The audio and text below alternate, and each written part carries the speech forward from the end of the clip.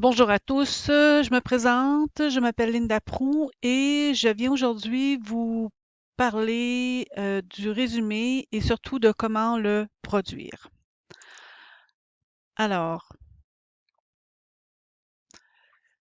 tout d'abord, quand est-ce qu'on a besoin de faire un résumé? Alors, on peut facilement faire un résumé de texte, faire un résumé de film, faire un résumé d'un événement, on raconte un événement, on va chercher les points principaux. Maintenant, lorsque l'on raconte un résumé ou on prépare un résumé, il est important de prendre en compte la perspective que chaque personne va avoir pour présenter cette information. Si on regarde par exemple l'image que vous voyez à la droite de l'écran, vous voyez une délimitation noire, demi-cercle noir, avec de l'autre côté une partie blanche qui entre en contraste. Maintenant, si on regarde bien cette image, on peut dire que on trouve, si on met notre attention sur la partie noire, on peut voir que, regardez cette image. Est-ce que votre attention sera portée surtout sur les zones noires ou sur les zones blanches? Sur la partie noire, vous pouvez voir que on retrouve une personne et le profil d'une personne avec les mains tendues vers l'avant. Et si on concentre notre attention sur la partie blanche, on peut voir un profil d'une autre personne avec le nez, un nez, puis avec une bouche aussi qui permet, par exemple, le nez ici, les yeux, le nez ici, et puis la bouche ici. Alors, une sorte de caricature d'un personnage. Alors, selon où on porte notre attention, on va obtenir une information qui est différente. Dans le cas d'un résumé, c'est un peu plus précis en fait que ça. Oui, on a la perspective qui est importante, mais on a aussi un processus à travers lequel on va passer. Il y a une structure également qui est déjà déterminée dans le texte. Et il y a aussi quelques trucs que je vais vous communiquer pour vous instruire sur ce sujet-là. Donc, l'image que vous voyez ici, c'est un travail que nous avons fait en classe avec les étudiants. Les réponses viennent des étudiants. Nous avons réorganisé ces informations sous forme de concept. Alors, j'ai repris plusieurs de ces informations-là et je les ai organisées de sorte à ce que ce soit plus facile de comprendre. On commence avec le processus pour le résumé. Alors, résumé, on passe à travers un processus.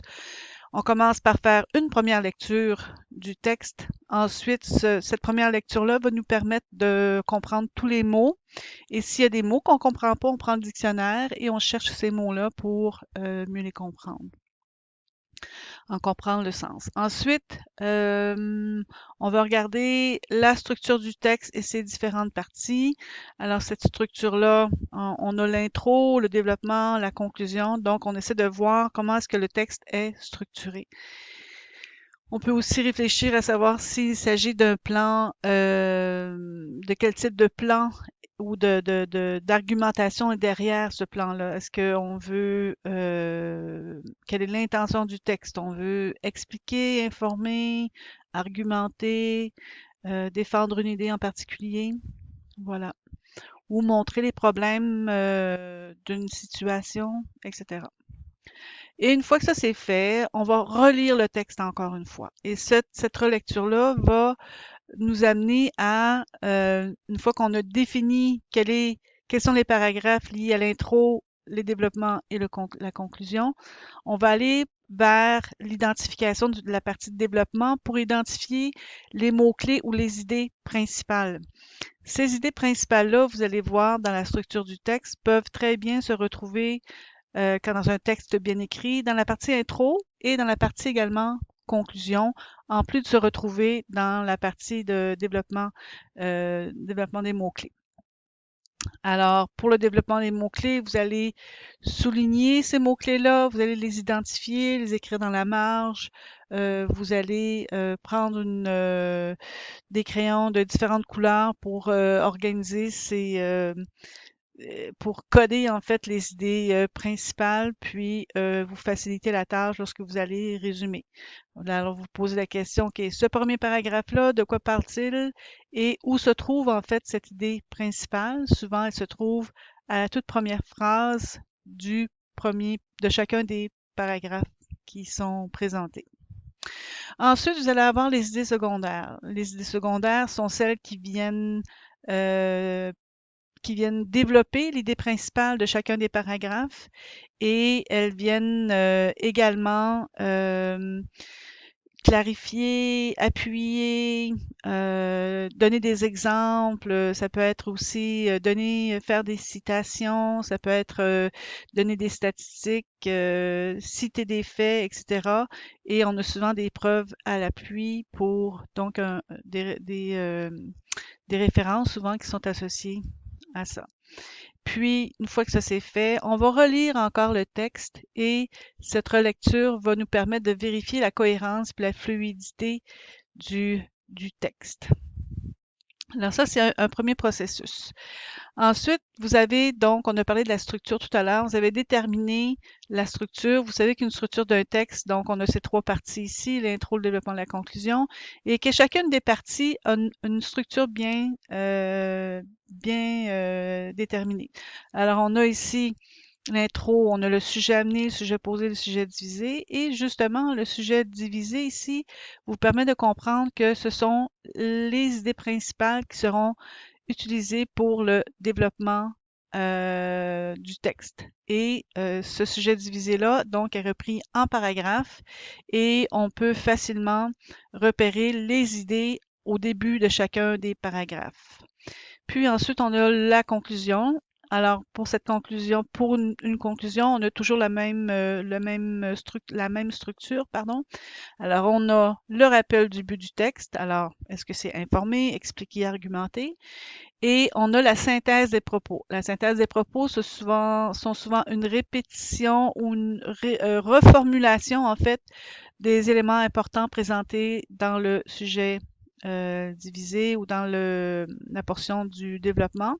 Puis, on termine avec une ouverture qui est souvent une question posée de type philosophique ou bien vouloir mener le public ou le récepteur à aller plus loin dans sa réflexion en proposant d'autres outils, par exemple, ou en posant une nouvelle question ou regardant la question sous un autre angle, etc.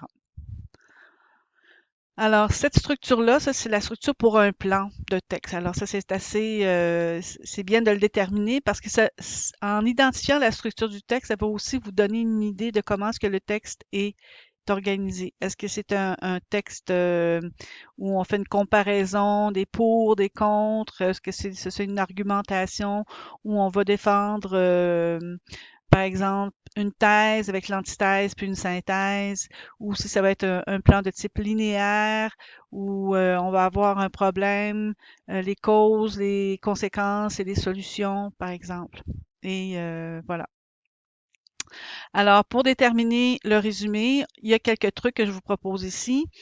Alors, pour les idées secondaires, vous avez les marqueurs de relation, les organisateurs de texte qui peuvent être fort utiles pour vous aider à identifier si c'est un exemple, si c'est des faits. Alors, si on veut donner le point de vue de quelqu'un d'autre, on va utiliser une formulation, par exemple, comme selon les propos de euh, monsieur Tremblay ou selon le texte présenté par Monsieur Tremblay, il est souligné que blablabla, puis on donne l'argument.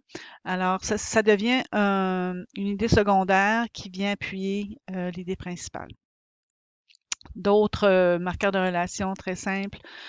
Premièrement, deuxièmement, troisièmement, tout d'abord, ensuite, enfin, bref. Donc, il y a vraiment une très grande variété. Il vous suffit de chercher sur la toile marqueur de relation, puis vous allez trouver une panoplie de ressources à ce sujet-là. Ensuite, vous devez garder en tête que chaque paragraphe ne présente qu'une seule idée. Donc, dans un résumé, vous allez chercher ces idées-là et les présenter en ordre chronologique, donc dans l'ordre dans lequel elles apparaissent. Alors, on a une idée par paragraphe qui est ensuite suivie d'idées secondaires qui viennent développer l'idée principale. Lorsque vous résumez un texte, vous allez reformuler les propos dans vos mots. Et c'est important de ne pas faire de plagiat, évidemment, ou faire de copier-coller. Alors, vous reformulez dans vos mots ce que vous avez repéré pour chacun des paragraphes. Et cette reformulation-là équivaut à peu près, je vous dirais, à euh, entre 10 et 20 du texte. Alors, si vous avez un texte de 250 mots, alors vous allez avoir 250 mots. Vous pourriez reformuler le texte en 4 à 5 phrases, par exemple. Donc, ça serait possible de le faire. Et gardez aussi en tête que vous n'avez aucune citation directe dans un résumé et encore moins de commentaires personnels. Donc, on n'utilise pas de guillemets et on ne donne pas son point de vue dans le résumé. Simple. Maintenant, je vous donne des ressources ici que vous pouvez aller voir qui vont compléter ce que je viens de vous présenter. Alors, vous allez voir à principe de base sur Alloprof. Alors, ça vous donne ici l'information suivante. Vous avez donc sur le site Alloprof, vous trouvez les informations suivantes, donc trucs pour faire le résumé d'un texte courant. On a ici les propos attention, donc les éléments dont vous devez vous préoccuper. Ensuite, vous avez ici les stratégies pour faire le résumé. Donc, on a des infos sur la première lecture, deuxième lecture, troisième lecture, ensuite avant la rédaction, puis après la rédaction. Donc, vous pouvez toujours aller consulter ce site pour vous aider. Également, il y a le site de CCDMD ici qui peut aussi vous aider. Il est peut-être présenté de manière un peu plus complexe. Donc, alors vous avez ici euh, des informations sur le résumé, quelle est la définition, les contextes de rédaction, quels sont les programmes que ça peut concerner, programmes de formation évidemment. On a des exemples, vous avez les défis puis les stratégies. Vous avez également des grilles de révision qui peuvent vous aider à vous assurer que le contenu est bien préparé.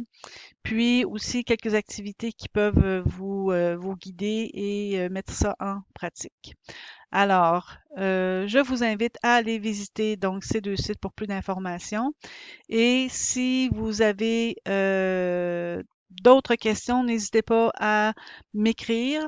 Vous connaissez déjà mon adresse, donc je ne vais pas la mettre publique ici, mais je vous invite à me contacter et je vous remercie grandement de votre attention. Puis, j'espère que cette petite vidéo vous aura permis de rafraîchir les points sur lesquels nous avons discuté récemment. Je vous souhaite une bonne fin de journée.